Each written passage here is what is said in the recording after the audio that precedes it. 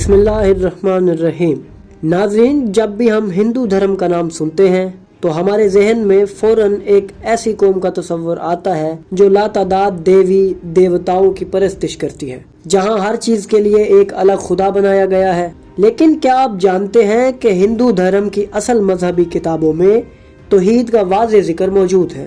یہ ایک حیران کن حقیقت ہے کہ ہندو مت کی مقدس ترین کتابیں بار بار ایک خدا کی بات کرتی ہیں، تو پھر یہ بت پرستی کہاں سے آئی؟ کیا وقت کے ساتھ اصل تعلیمات مسخ ہو گئیں؟ اور سب سے اہم سوال، یہ ہندو کس نبی کی قوم ہے؟ ناظرین، آج کی ویڈیو میں ہم نہ صرف یہ دیکھیں گے کہ ویدوں میں قرآن کی تعلیمات کیسے موجود ہیں، بلکہ ہم آپ کے سامنے ان ہندوؤں کے ممکنہ نبی کا ذکر بھی کریں گے جسے تاریخ کے اوراق میں پوشیدہ رکھا گیا ہے، اور آخر میں ہم اس سوال کا جواب بھی تلاش کریں گے کہ کیا ہندو دھرم کا آغاز بھی ایک ہی خدا کی عبادت سے ہوا تھا؟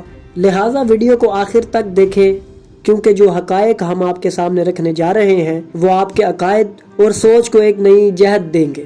مگر کیا آپ نے کبھی سوچا کہ ہندو مذہب کے ماننے والے کس نبی کی امت ہو سکتے ہیں؟ یہ سوال بہت کم لوگ اٹھاتے ہیں، لیکن ہمیں ایک قدیم تاریخی کتاب اسباط الوصیت میں اس کا جواب ملتا ہے۔ یہ کتاب مشہور مورخ مسعودی کی تحریر کردہ ہے، اور اس میں ایک ایسے نبی کا ذکر کیا گیا ہے جن کا نام حضرت ہندوا تھا۔ یہ نام ہندو لفظ سے کافی مشابہت رکھتا ہے، اور ممکن ہے کہ وقت کے ساتھ اس قوم نے نبی کا اصل پیغام کھو دیا ہو۔ اس کے علاوہ ہمیں ایک اور نبی کا ذکر بھی اسی کتاب میں ملتا ہے جن کا نام حضرت رامن تھا۔ یہ نبی آصف بن برقیہ حضرت سلیمان علیہ السلام کے وزیر کی نسل میں سے تھے۔ حیرت انگیز طور پر ہندو دھرم میں ایک عظیم شخصیت راما کے نام سے جانی جاتی ہے۔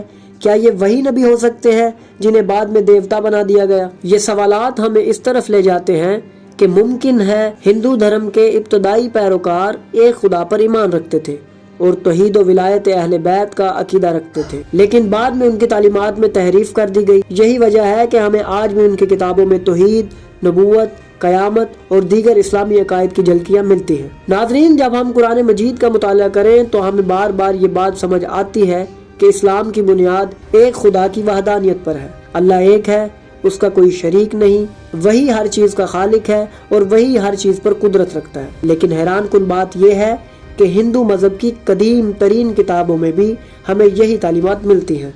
آئیے سب سے پہلے دیکھتے ہیں خدا کے تصور کو کس طرح بیان کیا گیا ہے۔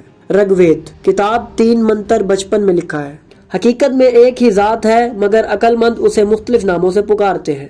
یہ بالکل قرآن کی اس آیت سے ملتی جلتی ہے جہاں اللہ فرماتے ہیں، اللہ ہر چیز کا خالق ہے اور وہی ہر چیز پر نگہبان ہے۔ یہاں ہمیں ایک حیران کن مماثلت نظر آتی ہے۔ دونوں صحیفے ایک خدا کی بات کر رہے ہیں جو اکیلا ہے، جو سب کچھ تخلیق کرنے والا ہے اور جس کی ذات سب سے بلند ہے۔ ناظرین، اسلام میں قیامت اور جزا و سزا کا تصور انتہائی واضح ہے۔